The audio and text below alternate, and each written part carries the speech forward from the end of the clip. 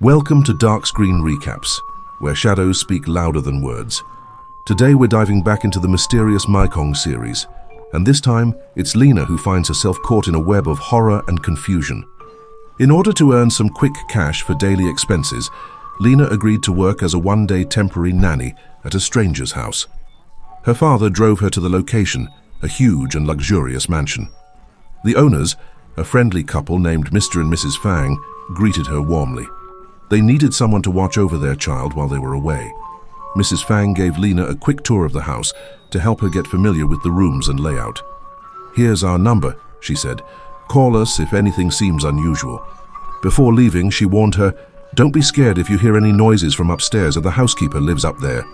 After activating the home security alarm, the couple left, and Lena, now completely alone in the vast mansion, began to wander around out of boredom. After a while, Lena sat quietly on the sofa reading a book. Suddenly she heard the sound of a door opening. Following the noise, she found the housekeeper in the indoor garden, feeding fish. Just then, the phone rang, but no one answered. Lena hung up, but strange things started happening. As soon as she sat back down, the study lights flickered.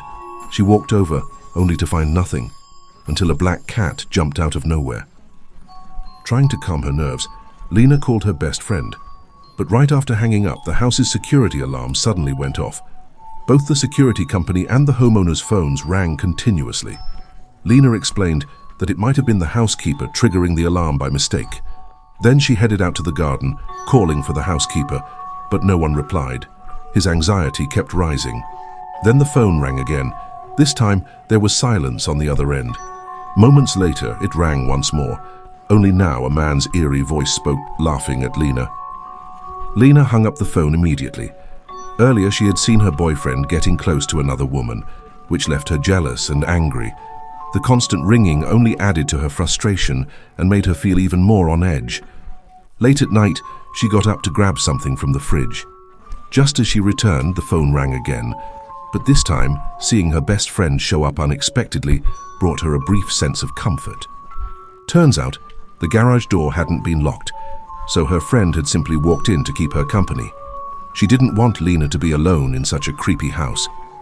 But Lena wasn't in the mood for visitors, especially since her friend's noise had woken up the sleeping child upstairs, so she asked her to leave.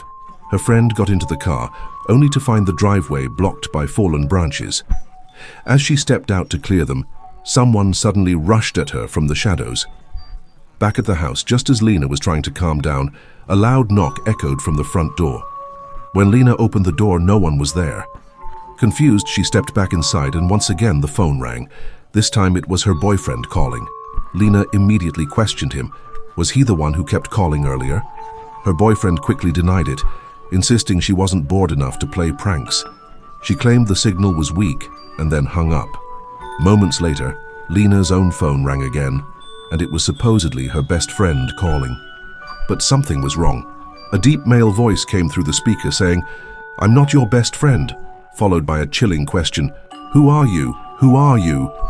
Terrified, Lena tried calling both the homeowners, the male and female owners, but no one picked up at this critical moment.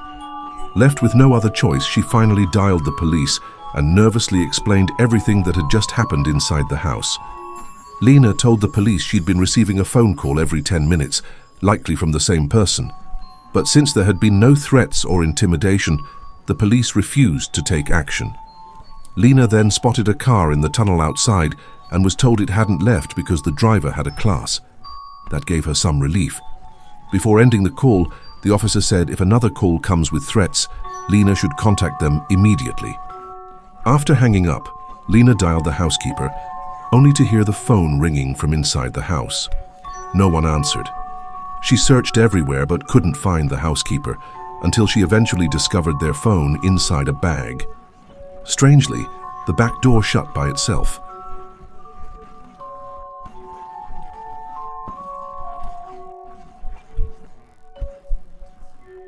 Then, just as she reached the living room, the phone rang again. As soon as Lena answered the phone, a cold voice asked, "Have you seen the child?" Alarmed, she rushed upstairs and found the child sleeping peacefully. She sighed in relief, but as she came downstairs, the phone rang again.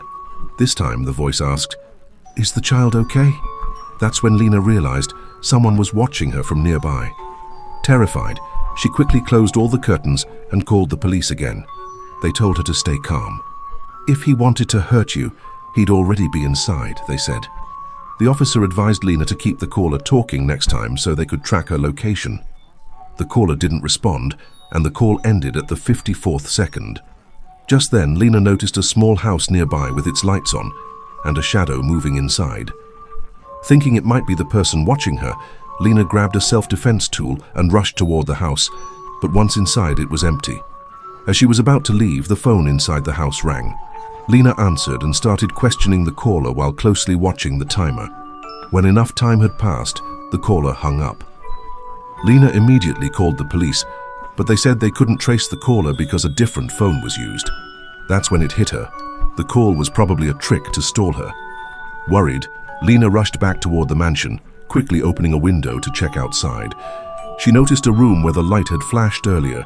Without wasting time, she ran back to the house. And just then, the mysterious caller dialed Lena once again. Lena tried to reason with him, saying, "The house owner and his wife will be back soon. I suggest you be sensible and leave now. This prank ends here." Deep down, she was scared, but tried to stay firm. The other person stayed completely silent. The eerie quietness made Lena even more anxious. Thinking the caller might be insane, Lena's tone changed. "Brother, I beg you," she pleaded. "You've been calling non-stop. There must be a reason. At least say something. I'm sorry I called you a pervert." Just then, the police called and said they had tracked the man's location. He was inside the mansion. The moment Lena heard that, she froze. Her phone slipped from her hand and hit the ground. Suddenly, all the lights in the house went out. When she turned around, she saw her girlfriend's body behind the door. Panic surged. She rushed to the child's room, only to find the child stuffed inside a box, not in bed. That was the final proof. The stalker was in the house the whole time. Holding the child close, Lena ran to escape. But the moment she stepped out, she looked up and saw the stalker standing on the roof of the house. Lena hurried to lock the door with a rope. The three of them jumped onto the bed and escaped to the indoor garden. One by one, the lights in each room flickered on. Holding the child close, Lena froze, unsure of what to do next. As she turned around, the stalker appeared behind her again, calm, confident, completely in control. In a rush, Lena opened the tap to create a water spray and block the stalker's view. They quickly hid. While underwater, Lena noticed the housekeeper's lifeless body. When the stalker turned to search elsewhere, Lena grabbed the children and tried to run. But the kids couldn't reach the door lock due to their height. One of them panicked and started crying. Lena was about to swim up, but the stalker spotted her. Luckily, Lena was skilled in underwater combat. When the stalker grabbed her, Lena dove into the water. With a powerful kick, she broke the wooden bridge, causing the stalker to fall into the water. Lena climbed up and rushed back into the house, but just as she thought she was safe, the stalker caught her again, yanking her hair. Lena managed to push her away and quickly locked the door. Furious, the stalker smashed through the glass. Soon, Lena found the two children, but things took a turn for the worse. The stalker had made his way inside. Lena told the kids to run while she stayed back to hold the stalker off. It was clear by now, the stalker had several chances to take the upper hand, but instead he chose to toy with Lena, playing a twisted cat-and-mouse game. Like many psychopaths, he believed he had full control, dragging the fear out for fun before finishing things. But this time, things didn't go as he planned. A fierce struggle broke out. The stalker grabbed Lena by the neck, trying to choke her. Lena picked up a wine bottle and threw it toward the fire. Then she grabbed the remote control and pressed the button. Fueled by the alcohol, the flames ignited, and the stalker was set ablaze and fell. Lena got up quickly, grabbed a weapon nearby and stabbed the stalker's hand. Taking the chance, she fled the scene. She opened the door and ran straight into the police. The stalker was finally arrested. As it turned out, he was a notorious serial killer known for playing twisted cat-and-mouse games with his victims before killing them. The scene cuts to Lena lying in a hospital bed, but soon she senses something strange. Why is it so quiet outside? She gets up and walks out, only to find the halls completely empty. Then the phone in his hospital room rings. As she turns around in horror, she sees the stalker standing behind her.